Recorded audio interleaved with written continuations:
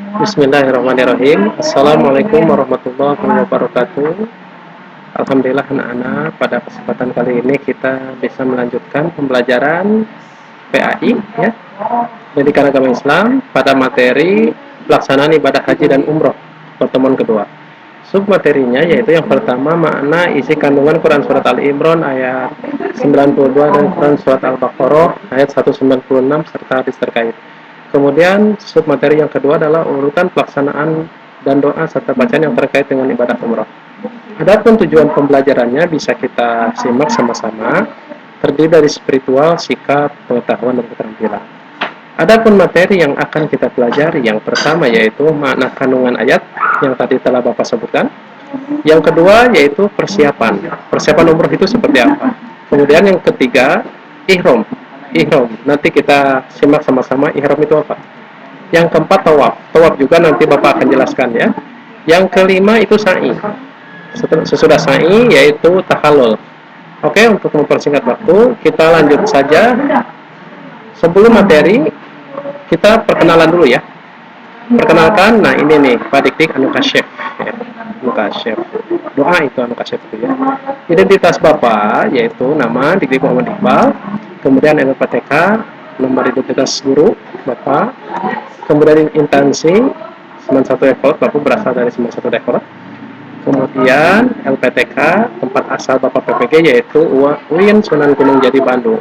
Moto hidup Bapak yaitu hidup itu capek. Kalau tidak mau capek, berarti ya tidak hidup atau jangan hidup sekalian. Oke, kita langsung saja kepada materi yang pertama yaitu mana kandungan ayat. Dalil pelaksanaan ibadah haji dan umroh. Yang pertama yaitu Quran Surat Al-Baqarah ayat 196. Di sini Allah Subhanahu wa taala berfirman, "A'udzubillahi minasyaitonirrajim, wa atimul hajja wal umrata lillah." Yang artinya sempurnakanlah ibadah haji dan umroh itu karena Allah.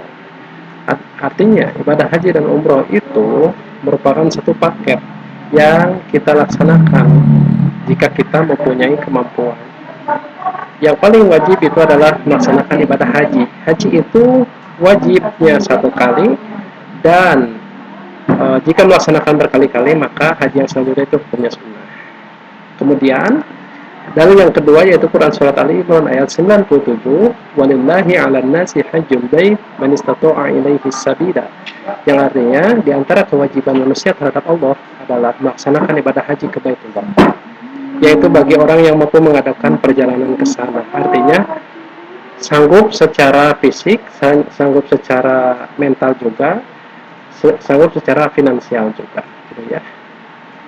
Dan beda lagi kalau semisalkan ada yang dia memang sanggup pergi ke sana, mempunyai kemampuan fisik, finansial, tapi tidak berangkat, maka Rasulullah SAW bersabda, maka ketika dia meninggal akan disuruh memilih apakah matinya dalam keadaan Yahudi ataupun Nasrani. Artinya dia meninggal dalam keadaan berdosa kepada Allah, bukan berarti murtad, tapi berdosa kepada Allah Subhanahu wa taala. Itu yang pertama, materi yang pertama. Yang kedua yaitu tentang persiapan yang berkaitan dengan persiapan pelaksanaan umroh, yaitu melaksanakan umroh.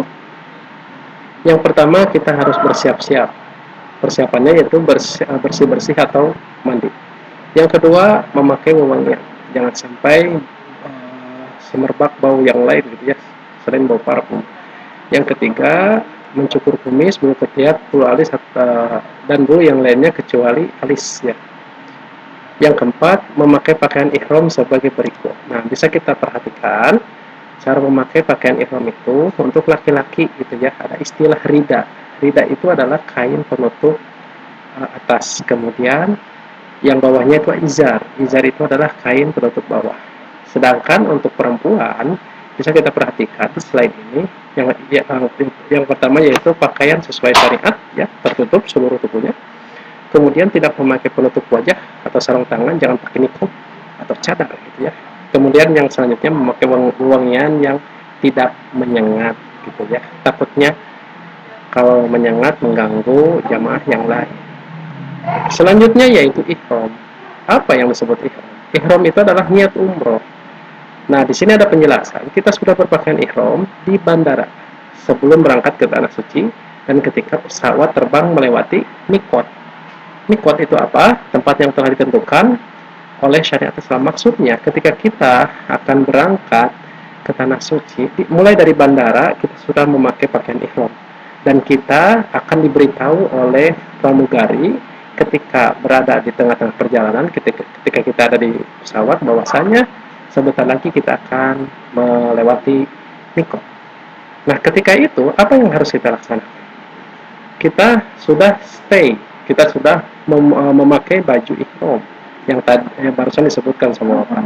Kemudian kita berniat umroh. Niatnya itu adalah sebagaimana di sini kita perhatikan, labbaik Allahumma umratan atau labbaik umrotan. Itu ya, itu niat umroh. Sesudah membaca kalimat tersebut, maka kita berarti sudah berihram. Berihram itu artinya tidak boleh melakukan aktivitas lain selain urutan-urutan pelaksanaan umroh. Nanti juga haji juga sama, kita akan melakukan ihram. Dan tidak diperkenankan melakukan hal lain selain ibadah umroh dan hal lain yang diperbolehkan agama. Setelah mengucapkan kalimat niat umroh, lalu membaca talbiyah, bacaan yang artinya aku memenuhi panggilan sebagaimana berikut: labbaik Allahumma labbaik, labbaik la syarika laka labbaik, innal hamda wan ni'mata laka wal mulk la syarikalah. Itu sering kita dengar ya di YouTube, dan dulu juga ada film ya, tukang bubur naik haji itu ya, kan lagunya seperti itu. Nah, itu adalah bertalbiyah namanya. Selanjutnya materi mengenai urutan pelaksanaan ibadah umroh yaitu tawaf. Tawaf di sini diartikan yaitu mengelilingi Ka'bah. Di sini ada penjelasan bahwa tawaf yaitu mengelilingi Ka'bah. Talbiyah berhenti ketika melihat Ka'bah dan istilam. Artinya ketika tadi kita mengucapkan labbaik Allahumma labbaik, terus kita ucapkan ketika turun ketika sampai di bandara, kemudian ketika kita di perjalanan. Pokoknya sebelum kita melihat Ka'bah, terus kita bertalbiyah labbaik Allahumma labbaik, dan ketika kita sudah melihat Ka'bah, nah di sana kita hentikan kalimat tersebut. Lalu kita melakukan aktivitas yaitu istilam, mencium Hajar Aswad. Jika tidak mungkin kita mencium Hajar Aswad, kita boleh dengan isyarat atau dengan cara-cara yang lain yang mengarah kepada Hajar Aswad. Kemudian di sini disebutkan ketika sampai di Masjidil Haram dan memasukinya, kita berdoa seperti doa ketika masuk masjid. Artinya itu kan masjid, Masjidil Haram itu kan masjid, sama kita ketika masuk ke masjid itu berdoanya seperti kita masuk ke masjid. Lalu ketika melihat Ka'bah, kita mengucapkan doanya seperti ini: Allahumma antas salam wa minkas salam fahayyina rabbana bissalam.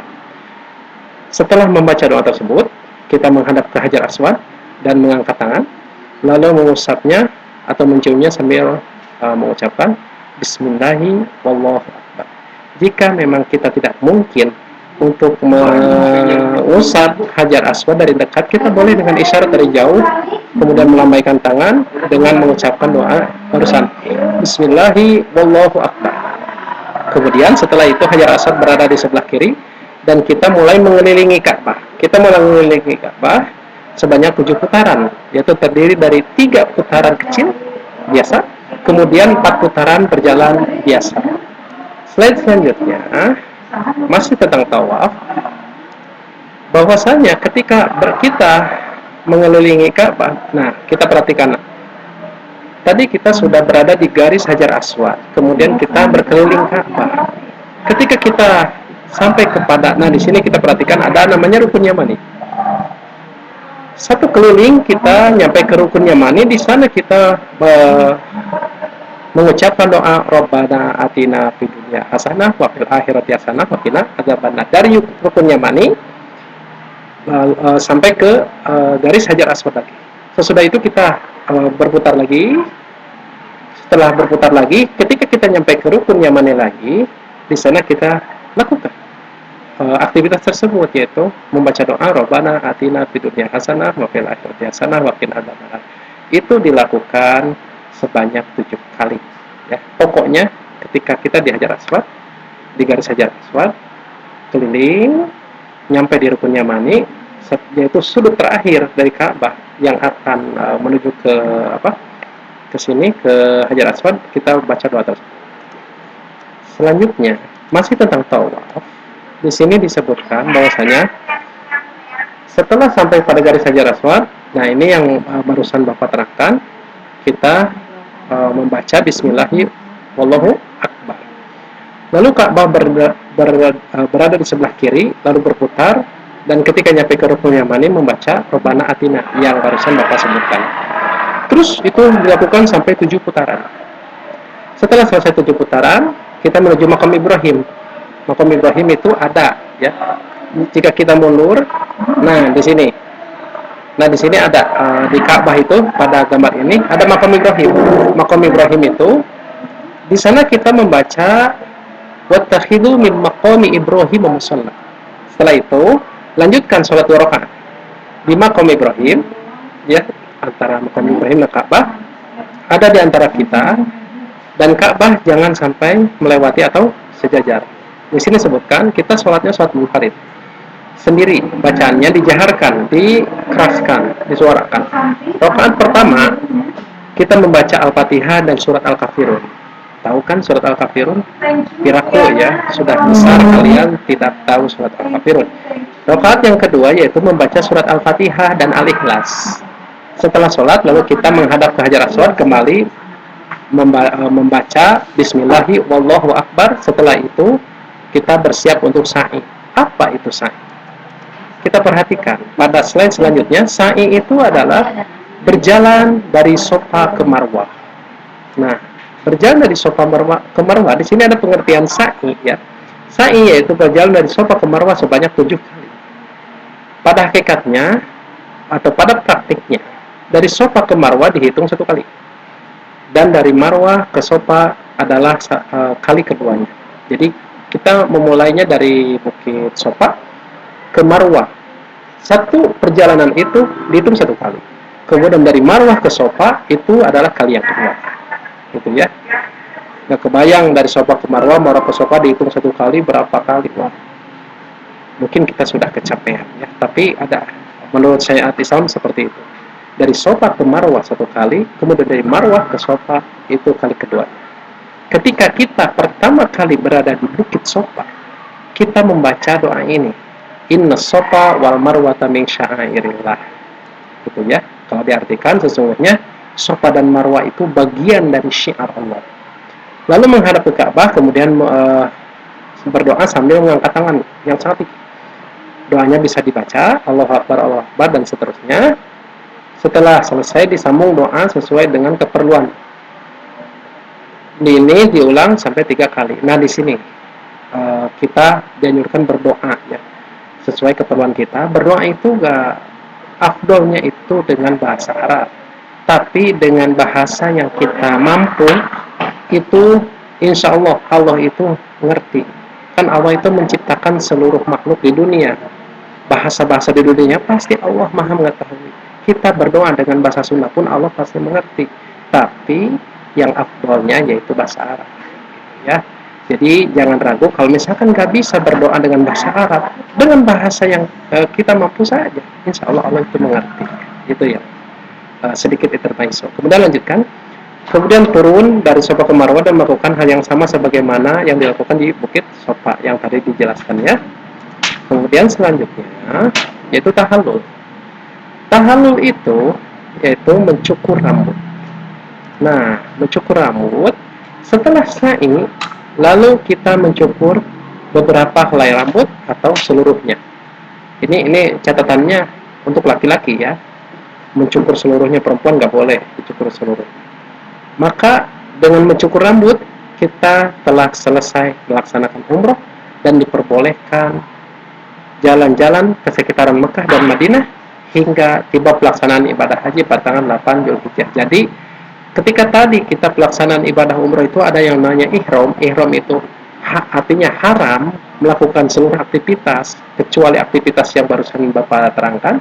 Nah, untuk menghalalkannya itu ada tahallul. Tahallul itu kan asal akar katanya itu dari halal, yaitu menghalalkan yang tadi diharamkan. Seperti itu. Caranya dengan mencukur rambut. Sesudah melaksanakan urutan tadi, kita mencukur rambut. Nah, ini bisa kita perhatikan. Mencukur rambut beberapa helai atau digunduli. Itu untuk laki-laki ya. Dan untuk perempuan juga sama.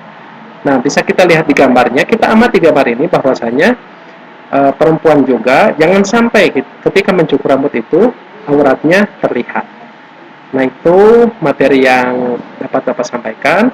Terima kasih atas perhatiannya. Wabillahi taufiq wal hidayah. Wassalamualaikum warahmatullahi wabarakatuh.